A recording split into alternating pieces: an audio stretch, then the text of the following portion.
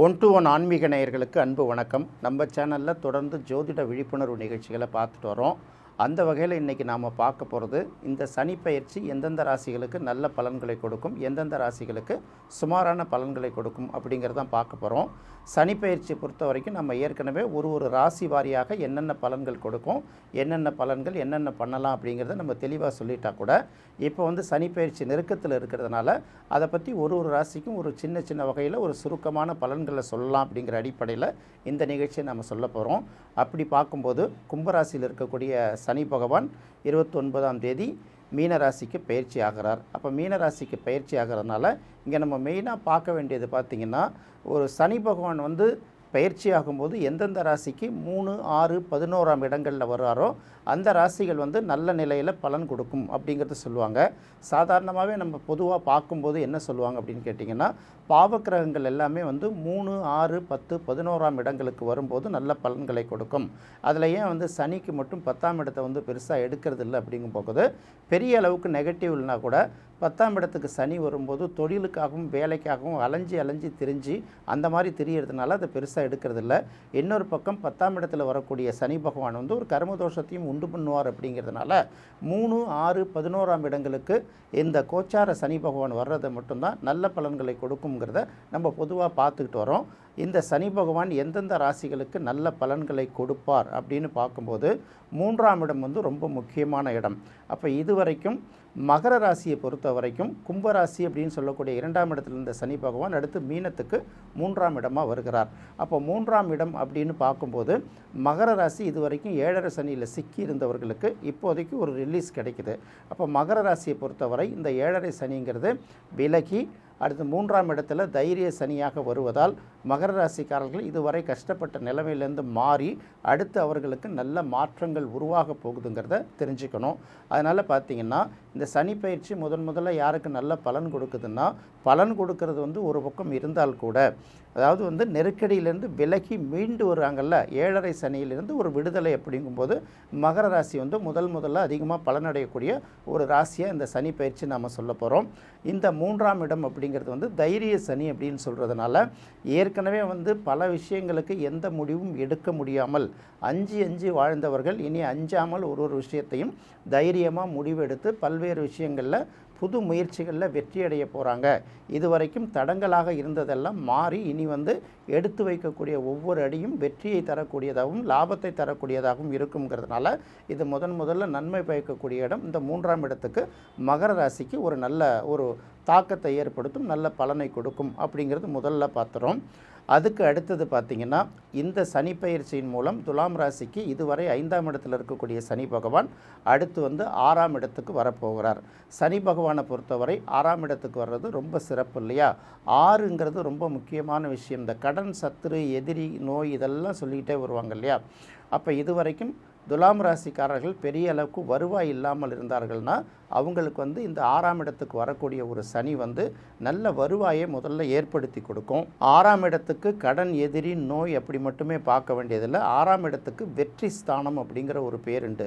வெற்றி அப்படிங்கிறது பார்த்திங்கன்னா, தேர்தலில் போட்டியிட்டு வெற்றி பெறுவது, பல்வேறு போட்டியாளர்கள் மத்தியில் நம்மளுடைய ப்ராடக்டையோ சர்வீஸையோ மேலே எடுத்துகிட்டு வெற்றி பெறுவது, இப்படி பல வெற்றிகள் இருக்குது. போட்டித் தேர்வுகளில் பங்கேற்று வெற்றி பெறுவது கூட அதுவும் ஒரு வெற்றி தான்.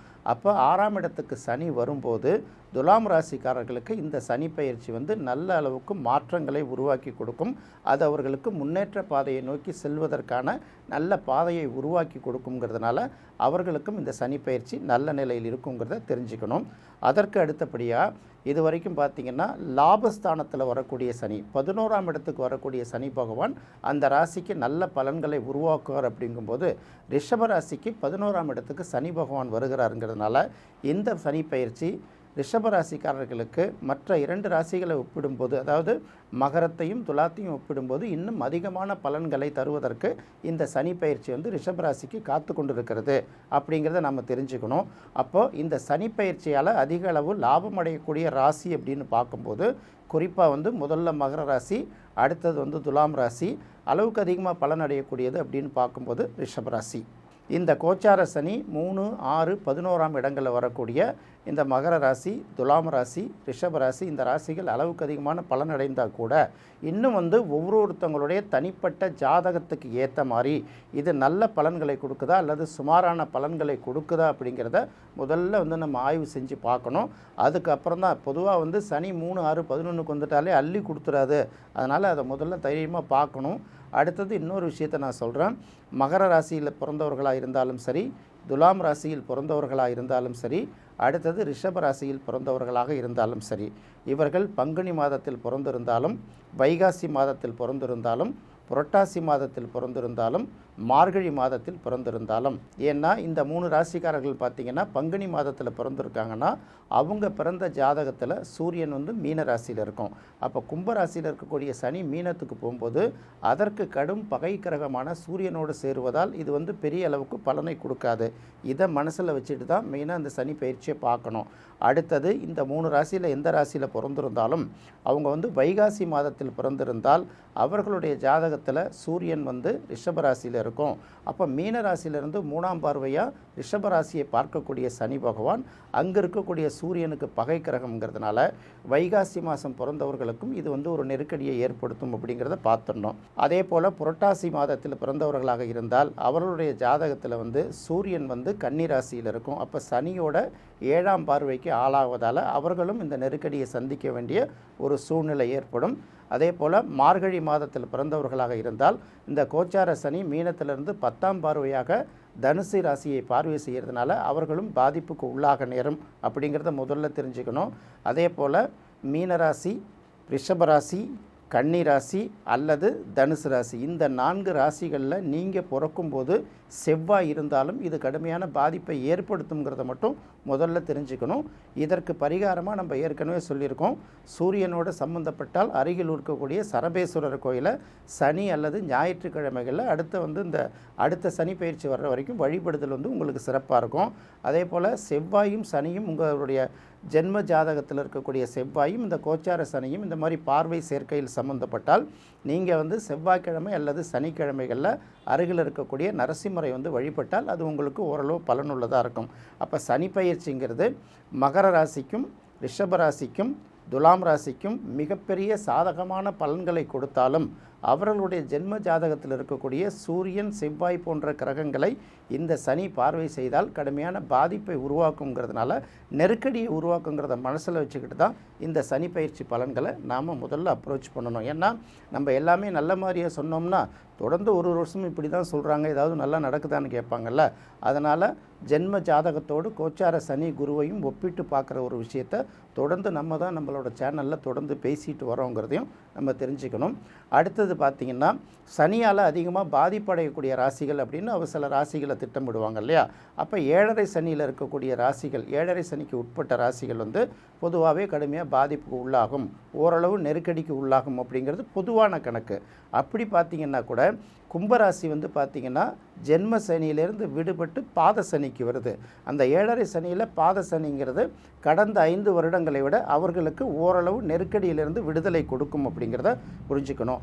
அடுத்தது மீனராசி. மீனராசியை பொறுத்தவரை பார்த்திங்கன்னா ஜென்ம சனியாக வருவதனால அவர்களுக்கு பார்த்திங்கன்னா கடுமையான நெருக்கடி இருக்கும். இதுக்கெல்லாம் என்னென்ன பண்ணலாம், இந்த சோம்பேறித்தனத்தையும் பகலில் தூங்குறதையும் விடணுங்கிறத நம்ம ஏற்கனவே சொல்லியிருக்கோம். அடுத்து மேஷராசி. மேஷராசிக்கு இப்போது விரய சனி ஆரம்பிக்கிறதுனால அவர்களுக்கும் இந்த சனி பயிற்சியோட தாக்கம் அதிகமாக இருக்கும். அப்போ இந்த 3 ராசிகளுக்கும் பார்த்திங்கன்னா 7.5 சனியில் சிக்கக்கூடிய ராசிகளாக இருக்கிறது. இந்த 7.5 சனிங்கிறது முதல் ரவுண்டா, 2வது ரவுண்டா, 3வது ரவுண்டா இதெல்லாம் பார்த்து தான் ஓரளவுக்கு முடிவு பண்ணணும். உங்களுடைய ஜென்ம ஜாதகத்தில் சூரியன் அல்லது செவ்வாயோடு இந்த கோச்சார சனி சம்பந்தப்பட்டால் அது என்ன ராசியாக இருந்தாலும் நெருக்கடியை தான் கொடுக்கும். அதுக்கான கோயில் வழிபாட்டு முறைகளை நம்ம சொல்லியாச்சு. அதே போல் 7.5 சனிங்கிறதும் உங்களுக்கு சின்ன சின்ன நெருக்கடிகளை கொடுத்தாலும் அடுத்து உங்களுடைய எதிர்காலத்துக்கான ஒரு நல்ல பாதையை உருவாக்கி கொடுங்கிறதுனால மிகப்பெரிய அளவுக்கு பயப்பட வேண்டிய அம்சம் இல்லை. எல்லா நெருக்கடிகளையும் தாங்கிக் கொள்பவர்கள் அடுத்த கட்ட நோக்கி, அடுத்த கட்ட வளர்ச்சியை நோக்கி, முன்னேற்றத்தை நோக்கி நகர்ந்து கொண்டிருக்கிறார்கள்னு அர்த்தம். இதுக்கு அடுத்தபடியாக பார்த்திங்கன்னா அர்த்தாஷ்டம சனி அப்படிம்பாங்க. சனி பகவான் 4ஆம் இடத்துக்கு வர்றதை அர்த்தாஷ்டம சனி அப்படிம்பாங்க. அது என்ன அர்த்தாஷ்டமம் பார்த்திங்கன்னா அஷ்டமங்கிறது 8, அர்த்துங்கிறது பாதிங்கிறதுனால 4ஆம் இடத்துக்கு வரக்கூடிய சனி வந்து ஒரு நெருக்கடியை உருவாக்கும் அப்படின்னு சொல்லுவாங்க. அப்போ தனுசு ராசியை பொறுத்தவரை இது 4ஆம் இடத்துக்கு இந்த சனி பயிற்சி ஆகிறதுனால அவர்கள் வந்து அஷ்டம சனியால் ஏற்படக்கூடிய பாதிப்புகளில் ஒரு பாதியாவது அனுபவிப்பாங்க அப்படிங்கிற மாதிரி சொல்லுவாங்க. அவர்களுக்கும் இதே விதி தான். சூரியன் செவ்வாய் சம்மந்தப்பட்ட கடும் நெருக்கடி இருக்கும். இல்லாட்டி பார்த்திங்கன்னா ஓரளவு அலைச்சல் திருச்சலோடு முடிஞ்சிடும் அப்படிங்கிறத மட்டும் மனசில் வச்சுக்கிட்டால் போதும்.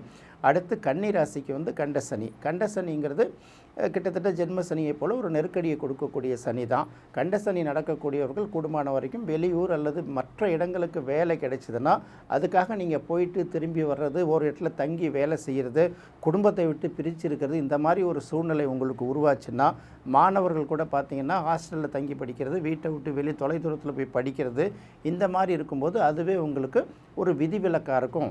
வீட்லேயும் பிறந்த ஊர்லேயும் இருக்கிறவங்களுக்கு மட்டும்தான் இது வந்து அதிக அளவுக்கு நெருக்கடியை உருவாக்கும். எப்படியும் கண்டசனிங்கிறது ஒரு பாதிப்பை உருவாக்கினால் கூட குடும்பத்தை விட்டும் நெருக்கமானவர்களை விட்டும் விலகி இருக்கும்போது அது ஓரளவுக்கு உங்களுக்கு அதுவே பரிகாரமாக அமைஞ்சிடுங்கிறதுனால அப்போ கன்னிராசிக்காரர்கள் அப்படி செய்து கொள்வது அவங்களுக்கு வந்து ரொம்ப நல்லது. அதுக்கு அடுத்தது பார்த்திங்கன்னா அஷ்டம சனி. சிம்ம ராசியை பொறுத்த வரைக்கும் இது வந்து ஒரு அஷ்டம சனியாக இருக்கிறதுனால ஏற்கனவே பார்த்திங்கன்னா கண்ட சனிங்கிறது கடுமையான நெருக்கடியை கொடுத்தாலும் அடுத்து வரக்கூடிய இந்த அஷ்டம சனி அப்படிங்கிறத பார்க்கும்போது அவர்களுக்கு வந்து அதிலிருந்து சற்று விடுதலை கிடைக்கிறதா தான் இருக்கும். மிகப்பெரிய அளவுக்கு வெற்றியை கொடுக்கலன்னா கூட கண்ட சனி அளவுக்கு நெருக்கடி கொடுக்காதுங்கிறத இந்த சிம்ம ராசிக்காரர்கள் உணர்ந்துக்கிட்டால் போதுமானது. மிதுன ராசிக்கு வந்து இது 10ஆம் இடத்துக்கு வர்றதுனால 10ஆம் இடத்துல வரக்கூடிய சனி அப்படிங்கிறது வந்து தொழில் ரீதியாக வேலை ரீதியாக உங்களை ஓய்வெடுக்க முடியாத அளவுக்கு நெருக்கடிகளை உருவாக்கும். நிற்கிறது கூட நேரம் இல்லாமல் ஓடிட்டுருக்காங்கங்க. அந்த மாதிரி வந்து தொழில்களில் வந்து உங்களை வந்து ரொம்ப ஈடுபடுத்தி சாப்பிட்றது கூட நேரம் இல்லாத அளவுக்கு படுத்தும். அதை வந்து நீங்கள் பெரிய அளவுக்கு பாதிப்பாக எடுத்துக்காத வரையில் அது வந்து உங்களுக்கு ஒரு பரிகாரமாகவும் இருக்கும். உங்களுக்கு தொழில் வளர்ச்சிக்கான ஒரு பாதையும் உருவாக்கி கொடுக்குங்கிறத மறந்துடக்கூடாது. அதுக்கப்புறம் கடகராசி அப்படின்னு பார்க்கும்போது இது வரைக்கும் அஷ்டம சனி, ஏற்கனவே கண்ட சனி, அதுக்கப்புறம் அஷ்டம சனி, இது எல்லாத்தையும் கடந்துட்டு அதுக்கப்புறம் இப்போ வந்து 9ஆம் இடத்துக்கு வர்றதுனால அந்த மாதிரியான நெருக்கடிகள் தாக்குதல்கள் அதாவது எதுவுமே செய்யறதுக்கு இயலாத நிலையெல்லாம் இருக்குல்ல, அதுலேருந்து தான் விடுபட்டுட்டீங்க. அதனால் கடகராசிக்காரர்கள் இனிமேல் வந்து முன்னேற்ற பாதையை நோக்கி சொல்லக்கூடிய ஒரு காலம் உருவாகிடுச்சு அப்படின்னு நினச்சிக்கலாம். அப்புறம் ஏற்கனவே கன்னி ராசியை பார்த்தாச்சு, துலாம் ராசியை பார்த்தாச்சு. விருச்சிக ராசி அப்படின்னு பார்க்கும்போது 5ஆம் இடத்துக்கு இந்த சனி பகவான் வர்றதுனால 5ஆம் இடத்துக்கு வரக்கூடிய சனி பகவான் வந்து பிள்ளைகள் வழியில் சில நெருக்கடிகளையும் சில செலவுகளையும் உருவாக்கும். அதே போல் மனசில் நினைக்கிறதெல்லாம் உடனே இம்ப்ளிமெண்ட் பண்ண முடியாது. அதை கொஞ்சம் வெயிட் பண்ணி காலதாமதப்படுத்தும் போது உங்களுக்கு அது நல்ல நிலைகளை ஏற்படுத்துங்கிறதுனால இது வரைக்கும் இந்த சனி பயிற்சி வரைக்கும் பெரிய அளவுக்கு நீங்கள் பாதிக்கப்பட வேண்டிய அவசியம் இல்லை. எல்லாத்துக்குமே பார்த்திங்கன்னா உங்களுடைய ஜென்ம ஜாதகத்தில் இருக்கக்கூடிய சூரியனையோ செவ்வாயையோ அல்லது கேதுவையோ இந்த சனி பார்வை செய்தாலோ சேர்ந்தாலோ தான், கோச்சார சனி சேர்ந்தாலோ பார்வை செய்தாலோ தான் மிகப்பெரிய அளவுக்கு நெருக்கடியை கொடுக்கும். மற்றபடி நீங்கள் வழக்கமான பணியை ஈடுபடலாம். சனி பகவானை பொறுத்தவரை சோம்பேறித்தனத்தோடு இருக்கிறவங்களுக்கு அதிக தொல்லை கொடுப்பார், மற்றவர்களுக்கு தொல்லை கொடுப்பவர்களுக்கும் அதிக தொல்லை கொடுப்பார். இதனால் வந்து பார்த்திங்கன்னா உழைப்பவர்களுக்கு வந்து அவர் பெரிய அளவுக்கு நெருக்கடியை கொடுக்க மாட்டார். அதனால் கடுமையான உழைப்பை செலுத்துகிறவர்கள் இந்த 7.5 சனியை கண்டோ, அர்த்தாஷ்டம சனியை கொண்டோ, அஷ்டம சனியை கண்டோ, கண்ட சனியை கொண்டோ பயப்பட வேணாம். என்ன நேயர்களே, இந்த சனி பயிற்சியை வச்சு நம்ம ஏற்கனவே தனித்தனியாக சொல்லி இருந்தால் கூட சனி பயிற்சி நெருங்கின தருணத்தில் ஒவ்வொரு ராசிக்கும் ரெஃப்ரெஷ் பண்ணிக்கிறதுக்காக இந்த பதிவை வந்து நாம் வெளியிட்டிருக்கோம். இது வந்து வரிசை கிரமமாக சொல்லலைன்னா கூட, ஆர்டர் வைஸாக சொல்லலைன்னா கூட அந்தந்த ராசிக்காரர்கள் புரிஞ்சுக்கிற அளவுக்கு ப்ளஸ் மைனஸ் எல்லாத்தையும் தெளிவாக சொல்லியிருக்கோம்னு நினைக்கிறோம். இந்த நிகழ்ச்சி உங்களுக்கு ரொம்ப பிடிச்சிருக்கும். மீண்டும் மற்றொரு சுவையான நிகழ்ச்சியில் சந்திக்கலாம். நன்றி, வணக்கம்.